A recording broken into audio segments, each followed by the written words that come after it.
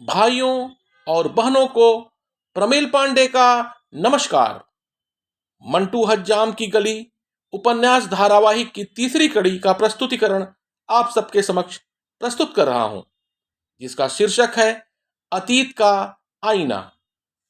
आज गजधारी महाराज का मन सुबह से ही कुछ विचलित सा था। यजमानों को पुजाने में भी आज कोई विशेष उत्साह वो नहीं दिखा पा रहे थे। आज जिस यजमान ने जो दक्षिणा दे दिया, पंडा जी बिना मोल चाल के ग्रहण कर लिए। यजमानों की भीड़ भी आज कुछ कम ही थी, अतः पुजाई का कार्यक्रम जल्दी ही निपट गया था। इसलिए मुंशी जी को व्यवस्था संबंधी सभी कार्यों के लिए निर्देशित करके महाराज ऊपर अपने पारिवारिक रहायशी आवास की ओर निकल गए। आज घर जल्दी पहुंचने पर पत्नी बैला ने पूछा कि आज बड़ी जल्दी आ गईला महाराज, का बात हो? तबीयत तो ठीक हो ना? महाराज बिना कोई जवाब दिए बोले, खाना लगा दा। महाराज भोजन रसोई से सटे दालान में ही रोज करते थे, तथा रसोई और रसोई से सटा दालान दोनों की जमीनें मिट्टी की बनी हुई थीं और रोज गाय के गोबर से इनकी लिपाई किया जाता था।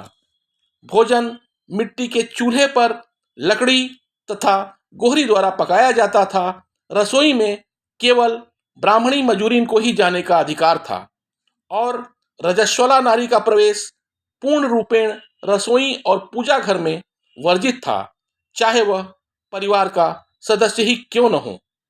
महाराज जी को भोजन परोसने और खिलाने का कार्य अधिकांशतया उनकी पत्नी बेला कुंवर द्वारा ही अक्सर संपन्न होता था। महाराज जी के भोजन कर लेने के बाद ही उनकी पत्नी भोजन ग्रहण करती थी। रोज की तरह आज भी जाड़े का दिन होने के कारण दोपहर का खाना खाने के बाद महाराज जी दालान के छत पर बिछे अपने चौकी पर लेटकर धूप लेने के साथ अतीत में बिताए अपनी पहली पत्नी की यादों में खो गए। असल में आज ही के दिन महाराज जी की पहली पत्नी बिंदो देवी की मृत्यु हुई थी। महाराज जी के साथ उनका केवल 4 वर्ष का ही दाम्पत्य साथ रहा था। इन 4 वर्षों में महाराज जी से उनकी 2 बेटियां पैदा हुई थीं, जिनमें बड़ी का नाम दुर्गा और दूसरी, जो दुर्गा से 2 वर्ष छोटी थी, उसका नाम अंजनी था। दूसरी बेटी के जन्म के बाद से ही बिंदो को कई तरह की बीमारियों ने जकड़ रखा था, जो उनके शरीर को निरंतर कमजोर करता गया। काशी के बड़े वैद्य, हकीम, डॉक्टरों से महाराज जी ने उनका इलाज करवाया, लेकिन होनी को कोई टाल न सका और परिणाम स्वरूप दूसरी बेटी के प्रसव के 7 माह बाद ही आज के दिन गजधारी महाराज की पहली पत्नी बिंदो देवी ने अपने शरीर का त्याग कर दिया था। और अपनी इस पत्नी के निधन के पश्चात महाराज ने निर्णय लिया था कि वह आजीवन विवाह नहीं करेंगे और अपनी दोनों बेटियों के लालन पालन में ही अपना पूरा जीवन बिता देंगे। महाराज जी के माता पिता बहुत पहले ही स्वर्ग सिधार गए थे और महाराज जी अपने माता पिता के इकलौते संतान थे। इसलिए घर में कोई बड़ा बुजुर्ग न होने के कारण उनके ऊपर दूसरे विवाह का कोई दबाव भी नहीं था। लेकिन दोनों बेटियों का लालन पालन करना एक पिता के लिए अत्यधिक कठिन प्रतीत हो रहा था। जिनमें एक बेटी दुधमुही हो तो और कठिनाई बढ़ जाती है। अतः गजधारी महाराज अपने प्रिय विश्वास पात्र मुंशी जी को किसी ऐसी लड़की को मजूरी नियुक्त करने के लिए कहते हैं, जो उनकी दोनों बच्चियों के लालन पालन का कार्य संभाल सके, जो जाति की ब्राह्मण हो। मुंशी जी के काफी प्रयत्न करने के पश्चात काशी के समीप गंगा पार रामनगर के पंडित राम धीरज शुक्ल जी के घर और परिवार के बारे में किसी रोजगारी से जानकारी मिलने पर मुंशी जी रामनगर शुक्ल जी से मिलने जाते हैं। शुक्ल जी 5 पुत्रियों और अपनी पत्नी के साथ रामनगर में स्थित एक मंदिर में पुजारी का कार्य करते थे और इसी मंदिर के प्रांगण में अपने परिवार के साथ रहते भी थे। गरीबी के कारण किसी प्रकार से अपने परिवार का जीविकोपार्जन पंडित जी कर रहे थे। एक लड़के के चाहत में 5 पुत्रियों के पिता बन चुके थे, जो उनके फटे चादर को और तंग कर रहा था और बेटियों के विवाह की चिंता अलग से सता रही थी। सबसे बड़ी और बेहद होशियार पुत्री बेला, जिसकी उम्र लगभग 19 वर्ष के आसपास रही होगी, जिसकी विवाह को लेकर पंडित जी की बेचैनी दिनों दिन बढ़ती जा रही थी। इसी बीच मुंशी जी गजधारी महाराज के यहाँ की पूरी कहानी बताते हुए शुक्ल जी के समक्ष उनकी बड़ी बेटी के गजधारी महाराज के यहाँ उनकी दोनों बच्चियों के लालन पालन का प्रस्ताव रखते हैं। मुंशी जी का प्रस्ताव सुनकर शुक्ल जी अपने क्रोध को रोक नहीं पाते। उनको लगा कि उनकी गरीबी और स्वाभिमान का मजाक उड़ाया जा रहा है और वो आपा खो बैठे और झिड़कते हुए मुंशी जी से तलखी भरी आवाज में फूट पड़े, गजधारी पंडा, हमके लड़की बेचे वाला समझेलन का? अरे गरीब जरूर है, लेकिन अपने बच्ची के कोई चेरिया दासी न बने दे। अपने जीते जी हमार बेटी कोई का मजूरी न बनी। तू लोग कैसे सोच लेला? हमार बेटी जहां भी जाई रानी बन के राज करी। शुक्ल जी के इतने पर भी नहीं रुके, बल्कि मुंशी जी को झड़कते हुए बोले, अब तू यहाँ से उठा और जा और अपने महाराज से कह दिया कि दोबारा कोई इज्जत से खेले का कोशिश न करी हन। हम गरीब का भी अपन इज्जत मर्यादा हो। पुजारी जी की तेज आवाज काफी दूर तक सुनाई दे रही थी। अतः घर के अंदर अपनी माता और बहनों के साथ बैठी अपने पिता की इन बातों को सुनकर बेटी बैला का मस्तक स्वाभिमान से ऊंचा हो गया था, जिसके कारण अपने पिता के प्रति पहले से भी ज्यादा मन में इज्जत बढ़ गई थी और गजधारी महाराज के प्रति एक नफरत की भावना बैला के मन में धर गई। मुंशी जी वापस आकर महाराज जी से इन बातों का कोई जिक्र न करके अपने बुद्धिमानी का परिचय देते हैं कि इन बातों से महाराज जी जो पहले से ही दुखी हैं, ये सब सुनकर और ज्यादा दुखी होंगे। इस वाकया के करीब 2 माह बीत चुके थे। प्रतिवर्ष की भांति माघ माह में ज्ञानवापी के मैदान में 5 दिवसीय संत समागम चल रहा था, जिसमें देश भर से ख्याति प्राप्त विद्वान का प्रवचन दिन भर होता था। अतः इस संत समागम का आयोजन काशी के तीर्थ पुरोहितों द्वारा ही प्रतिवर्ष करवाया जाता था, जिसमें काशी के अलावा बाहर के प्रदेशों के लोग भी आमंत्रित विद्वानों का प्रवचन सुनने आते थे। इस पूरे आयोजन के मुख्य कर्ता धर्ता अर्थात आयोजन समिति के मुख्य कार्यकारी गजधारी महाराज ही थे। इसलिए व्यासपीठ के ठीक नीचे सबसे आगे उनके बैठने का स्थान था। विधि की विडंबना ही कही जाएगी। पंडित रामधीरज शुक्ल जी आज सपरिवार कथा प्रवचन का रसास्वादन लेने ज्ञानवापी प्रांगण में आए थे और मंच परिक्रमा के दौरान उनको महाराज जी के बगल में खड़े मुंशी जी दिख गए।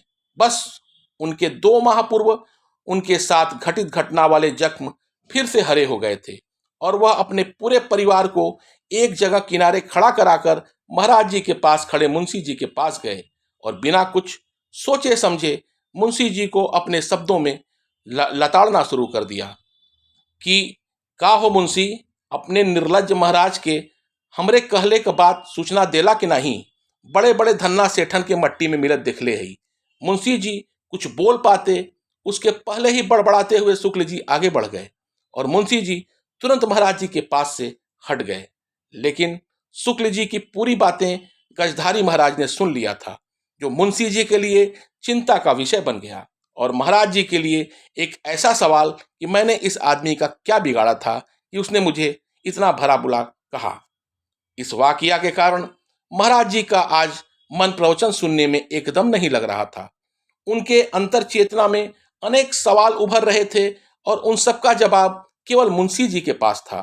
अतः वो बस इसी उधेड़ बुन में लगे थे कि जल्दी से जल्दी व्यासपीठ से प्रवचन खत्म हो और वो घर पहुंचकर मुंशी जी को तलब करें। मुंशी जी भी घर पहुंचकर महाराज जी का इंतजार ही कर रहे थे, क्योंकि उनको पता था कि महाराज जी आज घर पर आते ही सबसे पहले उनकी ही खोज खबर लेने वाले हैं। हुआ भी ऐसा ही। महाराज जी घर पर आते ही सबसे पहले उनका इंतजार कर रहे मुंशी जी को अकेले अपने बैठक में आने का संकेत करते हैं और पूर्व निर्धारित परिकल्पना के अनुसार मुंशी जी अपना मुंह लटकाए महाराज जी के सामने खड़े हो जाते हैं। महाराज जी कुछ न बोलते हुए केवल मुंशी जी के चेहरे की ओर देखते हैं, मुंशी जी के लिए महाराज का यह संकेत ही काफी था। और मुंशी जी किसी टेप रिकॉर्डर की तरह पूरे घटनाक्रम को, जो मुंशी जी और शुक्ल जी के बीच खटी थी, अक्षरशः महाराज जी को बता देते हैं। मुंशी जी से पूरी बात सुनने के बाद महाराज जी को आत्मग्लानि सी महसूस होने लगती है और उनके मन में एक ऐसे अपराध का बोध होता है जो उन्होंने किया ही नहीं था, और इस पूरे प्रकरण में मुंशी जी की भी कोई बड़ी गलती नहीं थी। ऐसा विचार जगधारी महाराज के मन में आया और उन्होंने मुंशी जी से कहा कि कल हम दोपहर बाद रामनगर शुक्ल जी के घर चलकर अपने उस अपराध के लिए क्षमा मांगेंगे जो हमने किया ही नहीं है। दूसरे दिन दोपहर का भोजन करने के पश्चात गजधारी महाराज की 2 घोड़ों से जुती बग्घी सज चुकी थी। बग्घी कोचवान के समीप आगे महाराज जी तथा पीछे की ओर मुंशी महाराज जी के 2 लठैतों के साथ बैठकर राजघाट पुल से पड़ाव होते हुए रामनगर शुक्ल जी के घर पहुंचे। सड़क के किनारे बग्घी और बाकी चेलों को महाराज जी ने रोक दिया और केवल महाराज जी और मुंशी जी शुक्ल जी के घर पहुंचे। शुक्ल जी का परिवार उसी मंदिर परिसर में ही आवासित था जिस मंदिर में वह पुजारी थे। मंदिर प्रांगण में महाराज जी और मुंशी जी के प्रवेश करते ही दरवाजे के बगल में स्थित कुआं पर भगवान के रंग बिरंगे कपड़े को साफ करते शुक्ल जी की बड़ी बेटी बेला से मुंशी जी पूछते हैं कि बिटिया, पुजारी जी का घरे हवन? बेला मुंशी जी को पहचान जाती है और आगंतुकों को अभिवादन करते हुए आदरपूर्वक मंदिर प्रांगण के दक्षिणी छोर पर स्थित घर के बाहर ओसारे में बिछे चौकी पर दोनों लोगों को बैठने के लिए कहकर अंदर चली जाती है और अपने नींद में सोए हुए पिता को जगाकर आगंतुकों के बारे में सूचना देती है। पुजारी जी खटिया के नीचे रखे लोटे के पानी से अपनी आंखों पर छींटे मारकर उठते हुए बेटी को निर्देश देते हैं कि अम्मा के जाके कह दे कि मेहमानन बदे दाना पानी बाहर भेजवाएं। कहकर बाहर ओसारे की ओर निकल पड़ते हैं। शुक्ल जी को अपने सामने खड़े देखते ही मुंशी जी और गजधारी महाराज दोनों हाथ जोड़कर अपना सिर झुकाए खड़े हो जाते हैं। शुक्ल जी के अंदर का क्रोध आगंतुकों के समर्पण भाव को देखकर अपराध बोध में बदल जाता है। गजधारी महाराज को देखकर उनके मुखारी बिंदु से बिना किसी घृणा भाव के स्नेहिल शब्द फूट पड़ते हैं। ओहो भाग्य, आज हम गरीब के दरवाजे महाराज आयल हुवन, साक्षात देवता का दर्शन हो गए। महाराज जी शुक्ल जी की बात काटते हुए बोल पड़ते हैं, पंडित जी, हम आपसे क्षमा मांगे आयल है। मुंशी जी और आपके बीच जो भी बात भइल ओकरे बारे में हमके कोई जानकारी नहीं रहल, और न तो मुंशी जी हमके ई प्रकरण के बारे में कुछ बतौलन। फिर भी हमरे प्रति आपके मन में कोई घृणा भाव होता, हम आपके सामने हाथ जोड़ के माफी मांगत हई। हम आपको बेटा समझ के आप जरूर माफ कर देबा। और रहल हमरे मुंशी जी का बात, तो इनके हमार दुख देखल नहीं जात हो, यही कारण कि आपके पास आयल रहलन और बात का बतंगड़ हो गए और आपके मन में हम लोगन के कारण दुख पहुंचल। महाराज जी की बात सुनकर शुक्ल जी भाव विभोर होकर कुछ बोल न सके, बस एक टक गजधारी महाराज के रूप सौंदर्य और उनकी शालीनता के वशीभूत होकर एक टक उनको निहारते रहे और उनके मुख से बस एक ही शब्द निकला, महाराज जी, अगर आपका आज्ञा हो तो हम आपके ड्योढ़ी पर इस शुक्रवार के हाजिरी लगावे आवल चाहत हई। महाराज अपना हाथ जोड़कर चौकी से उठते हुए बोले, आप जैसन स्वाभिमानी ब्राह्मण का चरण हमरे घर के पवित्र कर देई। आप जब आवल चाहा हमरे दरवाजे आ जा, हम आपका इंतजार करब। शुक्ल जी के घर से निकलने के बाद से ही गजधारी महाराज कई प्रश्नों का उत्तर अपनी अंतर आत्मा से पूछने लगे। क्या मैं एक सुंदर स्त्री के प्रति आकर्षण के कारण विचलित हूं, या बगैर स्त्री के 2 बच्चियों का परवरिश एक बाप कैसे करे? मैं सही हूं या गलत हूं? मन में इसी उधेड़ बुन को सोचते हुए अपने घर पहुंच गए और लाख प्रयत्न करने पर भी महाराज जी के मन से बेला की छवि विस्मृत नहीं हो पा रही थी। और दूसरी ओर शुक्ल जी अपनी बड़ी पुत्री बेला के लिए महाराज को वर के रूप में देखते हैं, जिसकी सहमति भी वह अपनी पत्नी और बेटी से लेकर अपने किए गए वादा के अनुसार महाराज जी से मिलने उनके घर पर निर्धारित तिथि पर पहुंच जाते हैं। और बड़े बुजुर्गों ने जैसा कहा है कि विधि का विधान कोई टाल नहीं सकता, और इस प्रकार से 29 वर्षीय गजधारी महाराज का दूसरा विवाह उनसे 10 वर्ष छोटी बेला से संपन्न हो जाता है। मंटू हज्जाम की गली उपन्यास का शेष भाग की प्रस्तुति अगले अंक में आप सबके साथ साझा करूंगा। मेरे चैनल को आप सब जरूर सब्सक्राइब करें और शेयर करें। धन्यवाद। नमस्कार।